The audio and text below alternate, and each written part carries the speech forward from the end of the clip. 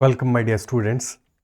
In this session, we'll be taking up questions of arithmetic progressions and geometric progressions. Short में formula revise कर लेते हैं सबसे पहले. For an arithmetic progression, for example, any arithmetic progression, first term is a, next term is a plus d. A is the first term, d is common difference.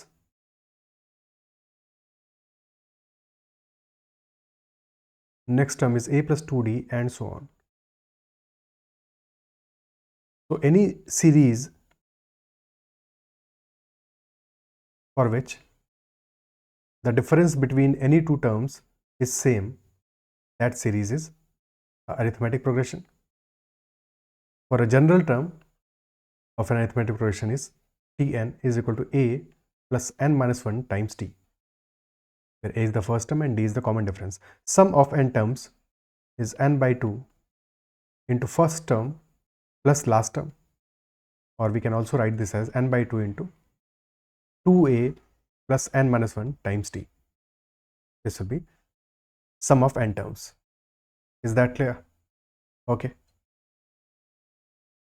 एक basic बात याद रखनी है. फॉर एग्जाम्पल हमने एक series लिया, let us से 2, 4, 6, 8 and so on till 20. First 10 terms है, ठीक है. तो सम लेने के लिए क्या कर सकते हैं? 10 टर्म्स है, this will B 10 by 2 into first term plus last term. Basically this is nothing but 10 into 2 plus 20 by 2, which is average of all the terms. So for any arithmetic progression, average of all terms is first term plus last term divided by 2.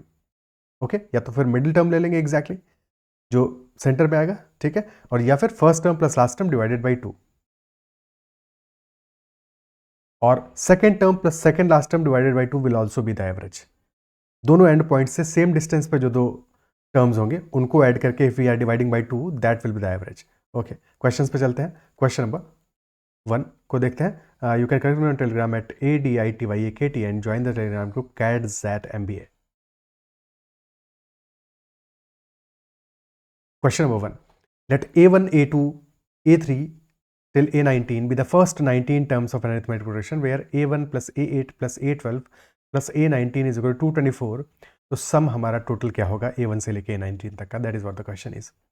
तो A8 क्या हो जाएगा? A8 will be equal to first term A1 है, A1 plus 7 times common difference 7 times D. A12 हो जाएगा A1 plus 11 times D, और A19 हो जाएगा हमारा A1 प्लस 18 टाइम्स डी. ठीक है, और A1 से लेके A19 तक का सम क्या आएगा? That will be 19 by 2 into 2a plus n minus 1 यानी 19 माइनस डी 1d यानी कि 2a plus 18d. Is that it? So ठीक है, तो और यहाँ पे हमें गिवन क्या है? गिवन है इनका सम और A1 का सम, यानी कि A1 plus A1 plus 7d plus A1 plus 11d plus A1 plus 18d.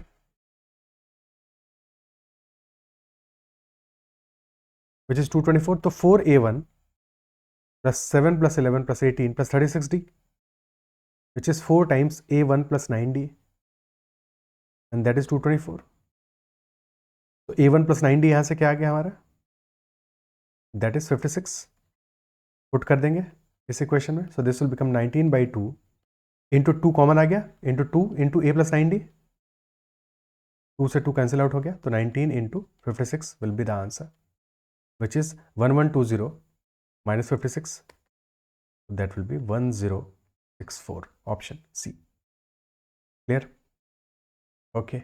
और हमेशा जब भी कभी ऐसे क्वेश्चन में इंफॉर्मेशन गिवन हो तो हमें एक चीज़ याद रखनी है कि इधर हमारा जो इन्फॉर्मेशन गिवन है A1, A8, A12, A19, उससे हमें ये एक्सप्रेशन मिल जाएगा 2a plus 19, 2a plus 18d.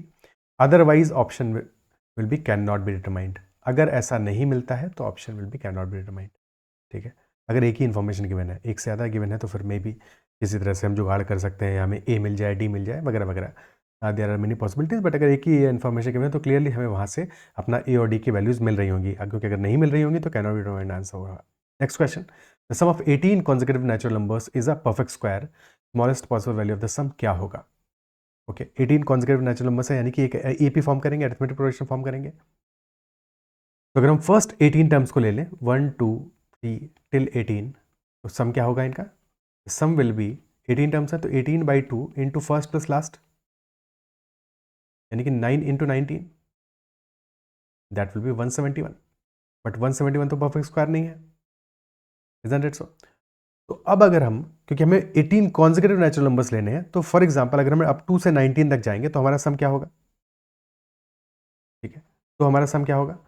Basically हमने क्या किया, हर एक नंबर में 1 ऐड कर दिया है, we have added 1 in each of the terms, तो टोटल 18 से हमारा सम इंक्रीज कर जाएगा, इजंट इट सो? तो सम आ जाएगा हमारा इस सीरीज का 171 plus 18, that will be 189. Again not a perfect square, but generalise अगर हम इसी बात को कर दें तो हमारा जनरल सम आएगा किसी भी ऐसी सीरीज के लिए 171 प्लस 18 का multiple, isn't it so? Clear है? तो क्लियरली 169 तो आंसर हो ही नहीं सकता. 225 के लिए क्या चाहिए?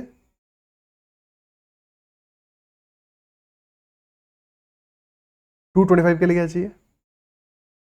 225 माइनस 171 इज 54, तो 171 में अगर हम 54 ऐड कर देंगे तो will get 225 which is the multiple of 18. तो डेफिनेटली आंसर हमारा 225 होगा, ऑप्शन बी आंसर होगा. क्लियर है? और नेक्स्ट क्या मल्टीपल होगा? 18 का मल्टीपल ऐड करते जाओ, स्क्वायर बनाते जाओ. ठीक है, तो नेक्स्ट भी मिल जाएगा. अच्छा, यहाँ पे ऑप्शन से अगर हम जाते हैं तो 169 तो क्लियरली हमने देख लिया वो आंसर नहीं है, option B is answer. Option C perfect square है, डी तो परफेक्ट स्क्वायर ही नहीं है, तो जो परफेक्ट स्क्वायर ही नहीं है वो भी आंसर नहीं हो सकता. तो छोटी छोटी बातें एलिमिनेशन में जो हेल्प करती हैं, बट साथ में कॉन्सेप्ट तो समझना ही पड़ेगा, ये चीज़ तो देखनी पड़ेगी. ठीक है, और इन जनरल बात करते हैं, अगर हम सीरीज बनाते हैं तो हम ऐसे लिखते हैं कि फर्स्ट टर्म a1 a होगा, सेकंड होगा a प्लस डी, और लास्ट टर्म आएगा a प्लस 17d. सम आ जाएगा 18/2 इंटू फर्स्ट प्लस लास्ट, यानी कि 2a plus 17d, which is 9 into 2a plus 17d. ठीक है, और d यहाँ पे हमारा क्या है? d is equal to 1, d is equal to 1 only, तो 18a plus 9 into 17 which will be 153. Again same कहानी है हमारी. ठीक है, तो बेटर था कि हमने जैसे किया उस लॉजिक से, क्योंकि अदरवाइज इतना सब तामझाम करके भी हमें कुछ ज़्यादा नहीं मिलने वाला, उसके बाद फिर से हमें वही सेम लॉजिक अप्लाई करना है. ओके, क्लियर है? Next question, the first two terms of an A P are -3 and 4, तो what is its 25th term? First two term given है -3 and 4, तो -3 में अगर हम 7 ऐड कर रहे हैं तो हमें मिलेगा 4, यानी कि a is equal to -3 and d is equal to +7. तो 25th टर्म आ जाएगा हमारा T25 will be equal to a plus 24d, यानी कि -3 प्लस 24 इंटू 7. ओके, 24 इंटू 7 कितना आ जाएगा? 140, 168 -3 165.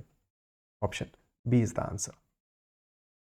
Next question, the 10th term from the end of the AP -11 -8 -5 till 49. Very important. 10th term कहाँ से चाहिए हमको? एंड से चाहिए, यानी कि लास्ट टर्म से चाहिए, 49 से चाहिए. -11 है, देन -8 है, तो +3 हमारा कॉमन डिफरेंस आ रहा है, ये आ रहा है -11.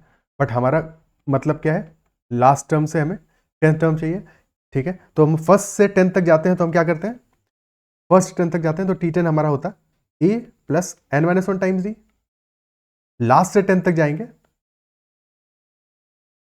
तो हमें वही सब्ट्रैक्ट करना पड़ेगा, लास्ट -n-1 टाइम्स डी. क्या ये बात अप्रिशिएट कर पा रहे हो? ठीक है, तो बस थोड़ा सा कंफ्यूज करने की कोशिश किया, दैट्स ऑल. आंसर आ जाएगा हमारा 49 माइनस 9 इंटू 3, तो 49 minus 27 which will be equal to 22. ध्यान ये रखना है कि यहाँ पे लास्ट में भी -n-1 टाइम्स डी करेंगे, -n टाइम्स डी नहीं करेंगे, अदरवाइज क्वेश्चन हमारा गलत हो जाएगा. ठीक है, सेम लॉजिक रहेगा, जो स्टार्ट से वही एंड से है. ठीक है, next question, if the sum of the 3 consecutive multiples of 7 is 1008, तो बिगेस्ट मल्टीपल क्या होगा? बिगेस्ट मल्टीपल क्या होगा? ओके, तो सम हमारा क्या गिवन है? 3 कॉन्सेक्यूटिव मल्टीपल्स का ऑफ 7 का 1008. अगर सम 1008 है तो एवरेज क्या होगा? एवरेज आ जाएगा 1000 डिवाइड बाई 3, क्योंकि 3 टर्म्स है, divide by 3, so that will B 336. That will B average, isn't it सो? और एवरेज ठीक मिडिल में आएगा. एक टर्म होगा 336 माइनस 7, क्योंकि 7 के कॉन्सेक्यूटिव मल्टीपल्स है, यानी 329, और लार्जेस्ट टर्म होगा 336 plus 7, that will be 343. Option C. Clear? Okay, next question, sum of integers between 150 and 250 which are divisible by 7. Integers which are divisible by 7, तो सबसे छोटा ऐसा इंटीजर क्या होगा? 140, 147, 154, तो smallest will be 154. then 161, 168 because these all are divisible by 7. और last term क्या आएगा? 245 will be the last term. Clear है? ओके. और हमें सम फाइंड आउट करना है इनका. नंबर ऑफ टर्म्स कितने हैं? नंबर ऑफ टर्म्स कितने हैं? नंबर ऑफ टर्म्स n आ जाएगा हमारा. Last term 245 minus first term which is 154 divided by common difference which is 7 plus 1. Very important. हमारा जनरल टर्म क्या है? a plus n minus 1 time d. ठीक है, तो t n minus a will be n minus 1 times d. n की value यहां से क्या आ जाएगा? d से डिवाइड कर दोगे तो n will be equal to t n n term minus a divided by t plus 1. ठीक है, वही सेम चीज़ हमने यहाँ पे किया है. तो n हमारा आ जाएगा इस केस में 245 minus 154 that is 91 by 7. 13 plus 1 14. 14 terms are there, तो सम आ जाएगा हमारा 14 by 2 into first term plus last term यानी 154 plus 245 which will be 399. 7 into 399. 7 into 400 2800 minus 7, so this will be 2793 option A. Also a very important thing कि जो हमारा answer होगा that will be divisible by 7. तो directly हम options में ये भी चेक कर सकते थे कि कौन से हमारे ऑप्शन हैं जो कि divisible by 7 होंगे. A तो divisible by 7 है, 2800 minus 7 है. B is not divisible by 7, 2817 no not divisible. C is also not divisible and D 47 it is also not divisible. तो only option A is divisible. तो clearly हमारा option A answer हो जाएगा. तो अगर इतना भी देख लेते तो भी ये क्वेश्चन डन था. क्लियर है? ठीक है, ऑप्शंस को भी टेस्ट करना आना चाहिए सो दैट कई बार हमारा क्वेश्चन जब टिपिकल होगा तो ऑप्शंस बहुत ज़्यादा हेल्प करते हैं. ऑप्शंस बहुत हेल्प करते हैं और स्पेशली जब एग्जाम में टाइम का कंस्ट्रेंट हो तो ये सब चीज़ें ध्यान देनी है. Common difference of the given arithmetic progression क्या होगा? 1 by 2p 1 minus 6p by 2p 1 minus 12p by 2p. तो अगर हम सब्ट्रैक्ट करते हैं सेकेंड टर्म्स में फर्स्ट को सब्ट्रैक्ट करेंगे तब हमें कॉमन डिफरेंस मिलेगा. ठीक है, और इस क्वेश्चन में कुछ पिक नहीं है, बस इतनी सी ही बात है कि गलती करने की गुंजाइश बस इतनी ही है. ठीक है, तो सब्ट्रैक्ट करोगे this will be minus 6p by 2p which is -3. तो कॉमन डिफरेंस -3 आएगा, +3 नहीं आएगा. That is all that is in the question. Clear? Next question. If the sum of n terms of an arithmetic progression is 2n square plus 3n then 145 कौन सा term होगा इस series में? Sum of n terms is given that is 2n square plus 3n. तो first term क्या होगा? सम of one term क्या होगा? n is equal to 1 put कर दो. So this will be 2 into 1 plus 3 into 1. So that is 5. Sum of two terms क्या होगा? n is equal to 2 put कर दो. This will be 2 into 2 का square plus 3 into 2. So 8 plus 6 14 आ गया. और sum of two terms में क्या है? This is first term a. ये क्या है? a plus d. तो इफेक्टिवली यहां से हमें सेकंड टर्म मिल जाएगा. ठीक है, फर्स्ट टर्म अगर 5 है तो सेकंड टर्म क्या होगा? This is 5 plus 9. Second term 9 है, isn't it so? First term 5 है, सेकंड 9 है, तो डेफिनेट सी बात है कि 4 का डिफरेंस है. नेक्स्ट होगा 13 and so on and so on. तो जनरल टर्म हमारा आ जाएगा 5 plus n minus 1 times 4 and that is equal to 145. तो n minus 1 times 4 will be 145 minus 5 140. तो n minus 1 will be equal to 140 by 4 which is 35. तो n is equal to 36. Clear? Okay. बाकी directly इतना सब तामझाम करना नहीं था हमको. ऐसा हमें 5 दिख रहा है, 5 फर्स्ट टर्म है और हमें पहुंचना है 145 तक. 140 ऐड करना है. कितनी बार ऐड करना पड़ेगा? 35 टाइम्स. तो 36 आंसर होगा option D. Next question. Consider that Pn and Qn are two arithmetic progressions with 50 elements each. If Pn has the elements A1 is equal to 4, A2 is equal to 6 and so on, and Qn has the elements B1 is equal to 2, B2 is equal to 5 and so on, then how many common elements do both Pn and Qn have? Okay. How many common elements will these two progressions have? That is what the question is. So first progression Pn में first term है 4, then 6, then 8, 10 and so on. 50 terms है. तो last term क्या होगा? Last term के लिए will be adding common difference को कितनी बार ऐड करेंगे? 49 टाइम्स, तो प्लस 2 इंटू 49 यानी कि 98 ऐड करेंगे तो लास्ट टर्म आ जाएगा 102। यही बात क्यू एन के लिए करें। क्यू एन का फर्स्ट टर्म है 2, then 5, then 8, then 11 and so on, और लास्ट टर्म क्या होगा? कॉमन डिफरेंस 3 का है तो प्लस 3 इंटू 49 यानी कि 147 ऐड करेंगे 2 में, तो दिस विल बी 149। क्वेश्चन कह रहा है how many common elements do both p n and q n have. तो फर्स्ट कॉमन एलिमेंट हमें क्लियरली क्या दिख रहा है? 8 दिख रहा है, 8 इज कॉमन इन बोथ, तो फर्स्ट तो 8 आ गया। सेकेंड टर्म क्या होगा? अब या तो ये है कि हम इसको एक्सपेंड करते जाएं तो 10, 12, 14, 16 एंड सो ऑन, और सेकेंड आ रहा है हमारा 8, 11, 14, तो 14 कॉमन है। और या फिर ये समझ लें कि पहले वाले में हमारा कॉमन डिफरेंस 2 का है, सेकेंड वाली सीरीज में कॉमन डिफरेंस 3 का है, तो दोनों को मल्टीप्लाई कर दो 2 इंटू 3, ठीक है, ओके, यही हमारा कॉमन डिफरेंस आ जाएगा। बेसिकली एलसीएम आएगा, ठीक है, बेसिकली एलसीएम आएगा, ये चीज़ याद रखनी है, ठीक है। कि डायरेक्ट मल्टीप्लिकेशन यहाँ पे हमने कर लिया क्योंकि को प्राइम थे 2 और 3, बट अदरवाइज एलसीएम आएगा यहाँ पे जो भी हमारा कॉमन डिफरेंस होगा। तो 8 के बाद में नेक्स्ट टर्म 14 आएगा, फिर 20 आएगा एंड सो ऑन आते रहेंगे। बट लास्ट टर्म हमारा जो भी होगा, क्योंकि पहली वाली सीरीज 102 पे एंड हो रही है, सेकंड हो रही है 149 पे एंड, तो लास्ट टर्म हमारा 102 या उससे छोटा होना चाहिए, ठीक है, बिकॉज सेकंड वाली सीरीज क्यू एन वाली सीरीज तो 149 तक जाएगी, बट फर्स्ट वाले में कॉमन टर्म के लिए चाहिए तो वहां तक, फर्स्ट वाली सीरीज तो 102 पे एंड हो जा रही है, तो क्लियरली लास्ट टर्म जो हमारा होगा that will B less then और इक्वल टू 1/2, ठीक है। और लेट्स से लास्ट टर्म हमारा टी एन आ रहा है, टी एन आ रहा है इस सीरीज का, और टी एन क्या होगा? 8 plus n minus 1 times D which is 6, that should be less then और इक्वल टू 102। अब यहाँ से n की वैल्यू हमें मिल जाएगी, so 8 plus 6n minus 6 is less than equal to 102। तो यहाँ से 6n आ गया, 8 minus 6 minus 2 plus 2, sorry plus 2, and 6n less than equal to 102 minus 2 हो जाएगा, तो 6n less than equal to 100, तो क्लियरली n यहाँ पे हमारा आ जाएगा less than equal to 100/6, n is equal to 17 तो हो नहीं सकता, n लास्ट वैल्यू आ जाएगी 16 हमारी।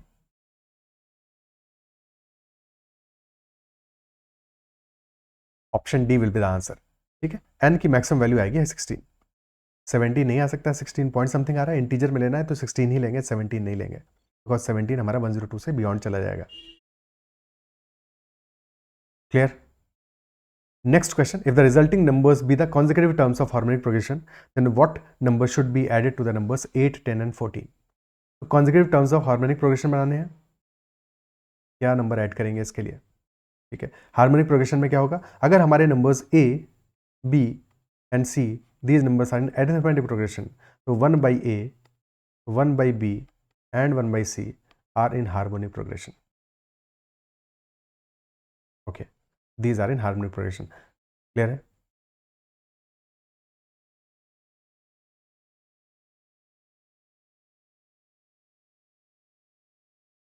Okay,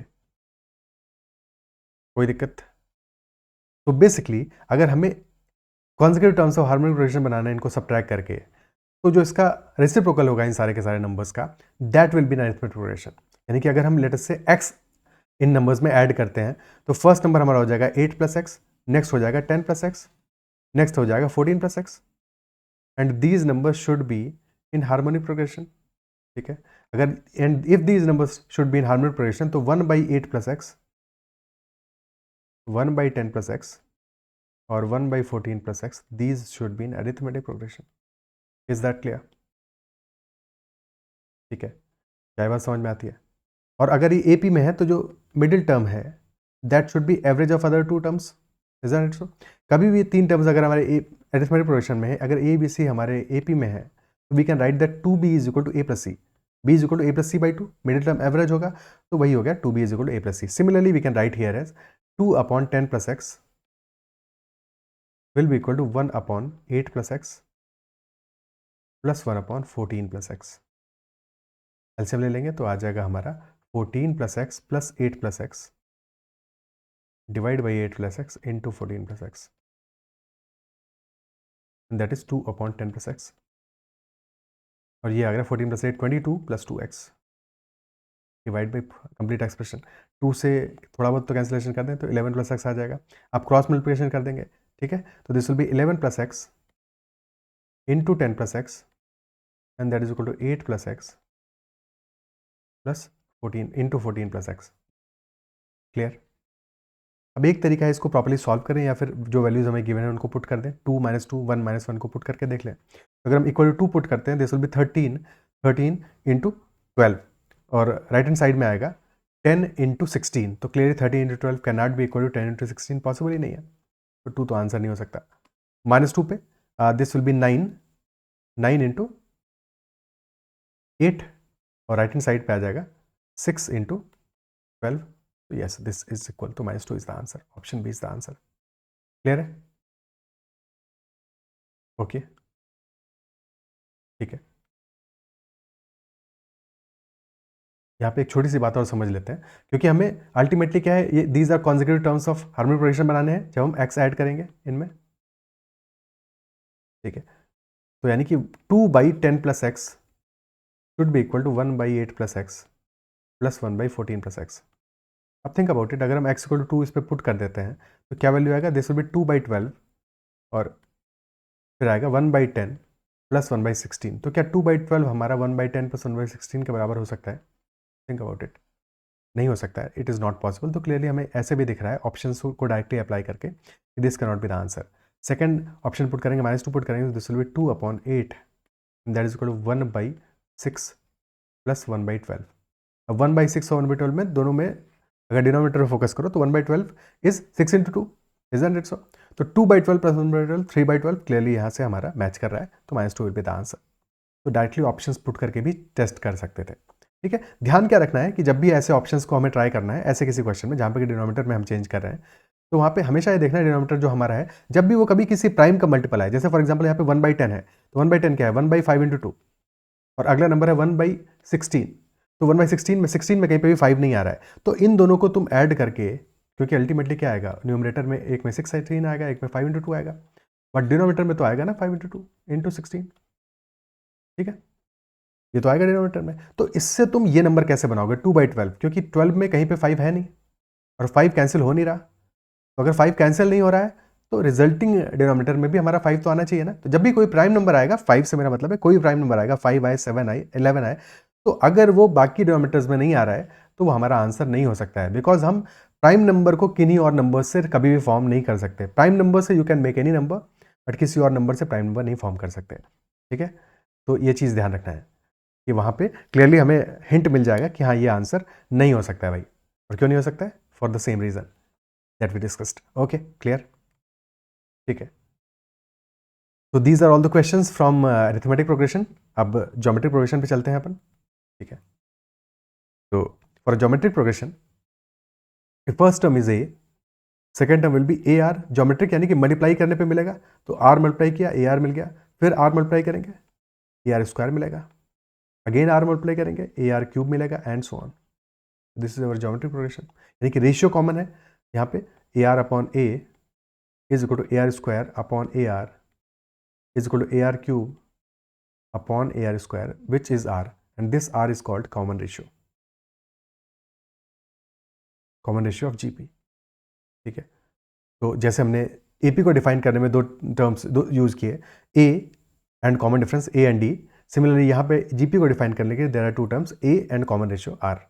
is that clear? Sum of a GP of n terms is a into r to the power n minus 1 upon r minus 1. This is also written as a into 1 minus r to the power n upon 1 minus r. दोनों में कोई अंतर नहीं है। ठीक है, दोनों में से कोई भी एक फॉर्मूला यूज करते हो काम चलेगा, बिकॉज दूसरे फॉर्मूले में कुछ और नहीं है, माइनस कॉमन ले लिया ऊपर और नीचे से, दैट इज ऑल। क्लियर है? अब अगर हमारा एक ज्योमेट्रिक प्रोग्रेशन है और उसका nth टर्म फाइंड आउट करना है टी एन, तो that will be a into are to the power n minus 1। This is our general term. ठीक है, अब अगर हमारा r लेस देन 1 है, कॉमन रेशियो लेस देन 1 है, तो जो नेक्स्ट टर्म होगा, क्योंकि हम r बार मल्टीप्लाई कर रहे हैं, लेस देन 1 मल्टीप्लाई करेंगे तो हर एक टर्म छोटा होता जाएगा, छोटा होता जाएगा, तो जीपी हमारी डिक्रीजिंग होगी। और अगर r ग्रेटर देन 1 है तो इंक्रीजिंग जीपी होगी। If r is less then 1, GP decrease कर रही है, तो इनफाइनाइट टर्म्स का सम भी पूछा जा सकता है।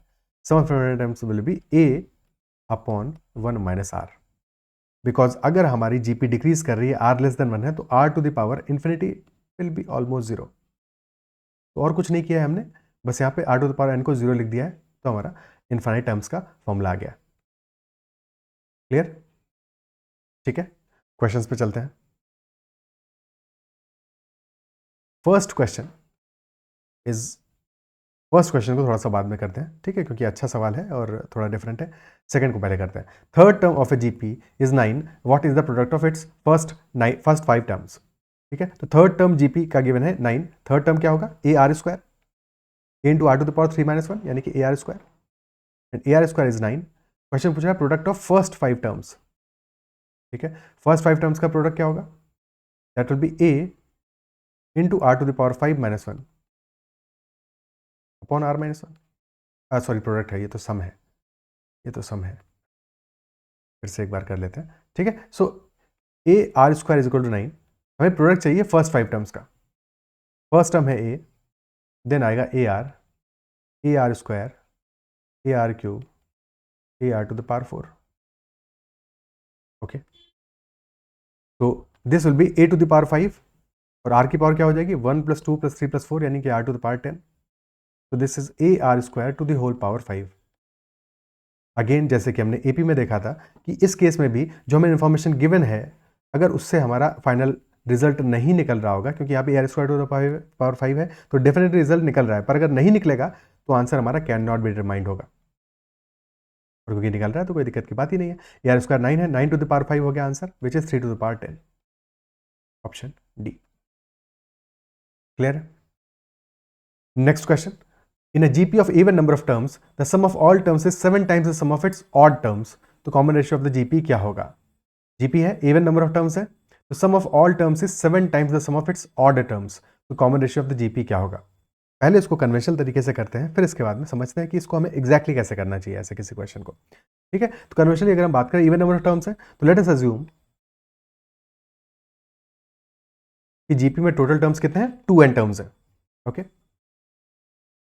टोटल 2n टर्म्स है, तो हमारी जीपी क्या होगी, A are square, A R तो आएगा ना पहले, A are square, A are cube and so on, और लास्ट टर्म होगा A into are to the power 2n - 1। Okay, that will be our last term. और ये तो सारे के सारे टर्म्स हो गए। इवन टर्म्स कौन से होंगे, इवन टर्म्स कौन से होंगे, एक second, sum of all terms is 7 times the sum of its odd terms, तो ऑड टर्म्स कौन से होंगे, ऑड टर्म्स फर्स्ट टर्म होगा ए, नेक्स्ट टर्म कौन सा आएगा, A are square, because that is the third term, फिर आएगा A R to the power 4, that is the fifth term, and so on, और लास्ट आएगा A into are to the power 2n - 2। Clear है, 2n - 2, कोई दिक्कत, तो this will be the last term. अब पहले वाले केस में सम हमारा क्या आने वाला है, पहले वाले केस में सम आ जाएगा ए इंटू 2n टर्म्स है, r to the power 2n - 1 upon r -1, and this is 7 times the sum of odd terms, तो 7 इंटू, सेकेंड वाले केस में ए है और कॉमन रेशियो हमारा आर स्क्वायर का आ रहा है, तो a into r square common ratio और n टर्म्स है, यहाँ तो 2n टर्म्स है और इस केस में n टर्म्स है, इज दैट सो? ठीक है, तो सम क्या आ जाएगा, सम आएगा r to the power n - 1, r क्या है, कॉमन रेशियो, और यहाँ पे कॉमन रेशियो आर स्क्वायर है, तो r square to the power n - 1 upon r square -1। Okay, तो r square to the power n will be r to the power 2n, तो again r to the power 2n - 1 यहाँ भी है, r to the power 2n - 1 यहाँ भी है, cancel हो जाएगा, ए से ए भी कैंसिल आउट हो जाएगा, तो बच जाएगा हमारा क्या, 7 इंटू आर -1 क्रॉस मल्टीप्लाई करने के बाद में विल बी आर स्क्वायर -1, और आर स्क्वायर -1 होता है आर +1 इंटू आर -1, यानी कि अगेन आर -1 भी कैंसिल आउट हो जाएगा। लेकिन एक चीज़ याद रखनी है, जब भी ऐसे कैंसिलेशन करोगे कि हमने आर -1 से आर -1 को कैंसिल आउट किया है, तो ये ध्यान देना है, और वही चीज़ यहाँ पे भी ध्यान देनी थी कि हमारा r = 1 नहीं होगा, और ऑब्वियसली एक जीपी है हमारी, तो r = 1 तो नहीं होगा, ठीक है, इसलिए हम कैंसिल आउट कर सकते हैं। तो 7 is equal to r + 1 and hence r will be equal to 6, common ratio will be equal to 6, option A is the answer. Is that clear?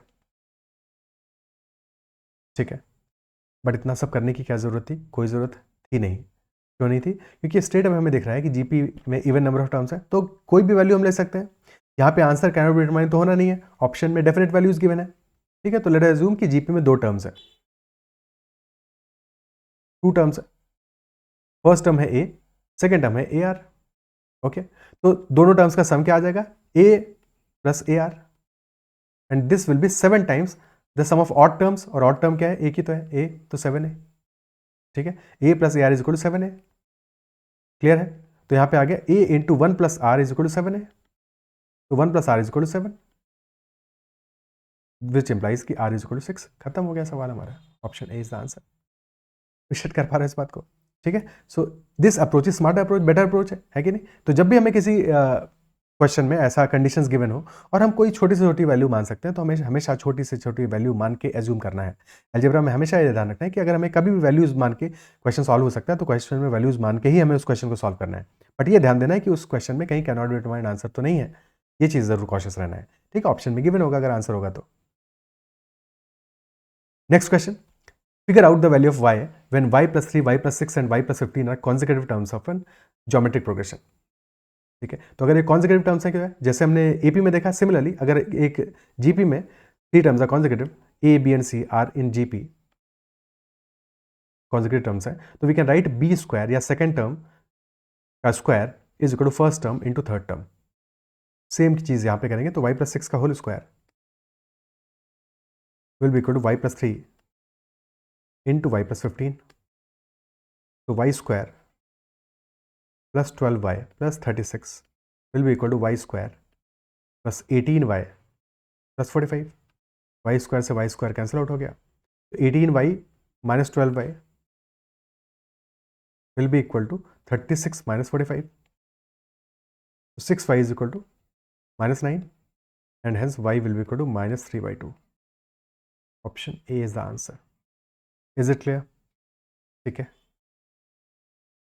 next question, if the second, third and fifth first term of a geometric progression form an arithmetic progression, then find the first term of the GP given that the sum to infinite terms of the GP is 36। second, third and first term of the GP form an arithmetic progression।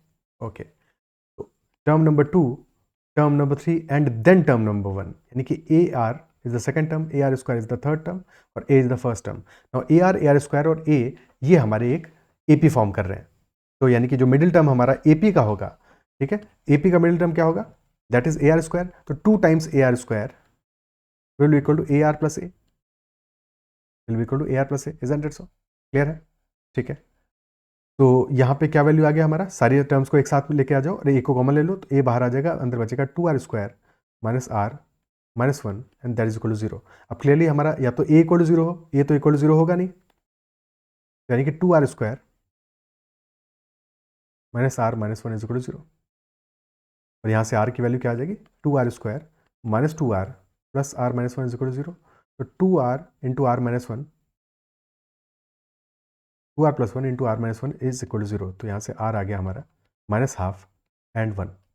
अब clearly common ratio हमारा equal to 1 होगा, तो फिर सारे terms तो same हो जाएंगे, तो 1 नहीं होगा, common ratio will be equal to minus half, that will be equal to minus half. और sum of infinite terms of the GP is 36, 36 है सम ऑफ इनफाइनाइट टर्म्स, ठीक है, तो that will be sum of infinite terms आ जाएगा हमारा A upon 1 minus R, यानी कि A upon 1 minus minus half, that will be A upon 3/2, तो 2A/3 इज 36, और यहाँ से A आ जाएगा 36 इंटू 3/2 विच इज 54। तो option B is the answer, because question ने फर्स्ट टर्म ही पूछा है GP का 54। और लास्ट लाइन ये बहुत इंपॉर्टेंट थी, क्योंकि फर्स्ट टर्म अगर AP का पूछ लिया होता तो AR आता, ठीक है, ये चीज़ ध्यान रखनी है, ठीक है। बिल्कुल हो सकता था कि यहाँ पे first term of the AP पूछ लिया होता, अगर फर्स्ट टर्म ऑफ AP पूछा होता तो आंसर हमारा क्या होता, A इंटू R, यानी कि 54 इंटू माइनस हाफ, तो दैट विल बी माइनस का 27। क्लियर, तो first term of AP will be minus 27।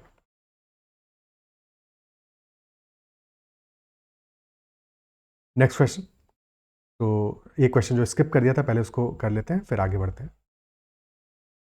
Percentage volume of alcohol in 3 solutions MnO form in geometric progression in the order, in that order, ठीक है। तो यानी कि Mn और O में percentage volume क्या है, M में होगा A, N में होगा AR और O में होगा AR square. If you mix first, second and third solution in the volume of ratio 2:3:4, we obtain a solution containing 32% alcohol, और अगर हम 3:1 के रेशियो में मिक्स करते हैं तो we obtain a solution containing 22% alcohol. तो what is percentage alcohol in M यानी कि सबसे पहले वाले में, तो A की वैल्यू पूछ रहा है बेसिकली, ठीक है। अब क्लियरली हम देख रहे हैं जब हमारा ज़्यादा हम मिक्स कर रहे हैं कौन सा, थर्ड वाला सॉल्यूशन, तो हमें 32% अल्कोहल मिल रहा है। जब हम फर्स्ट वाले को ज़्यादा मिक्स कर रहे हैं तो 22% मिल रहा है, यानी कि फर्स्ट वाला थर्ड वाले से छोटा होना चाहिए, यानी कि a should be less than AR square, isn't so? R should be greater than 1, increasing GP होगी। क्या ये बात समझ में आ रही है? क्या इतना बात समझ पा रहे हो? क्लियर है? ठीक है, छोटी सी बात है बट ये क्लियर हो रहा है। ओके, बट इतने से कोई काम नहीं चलेगा, हमारा हेल्प नहीं मिलेगा, हमें इस क्वेश्चन को सॉल्व तो करना पड़ेगा। तो पहले वाले केस में हमारा एवरेज क्या आएगा, 32% कैसे आएगा वैल्यू? 2, 3 और 4 में मिक्स कर रहे हैं हम इस रेशियो में,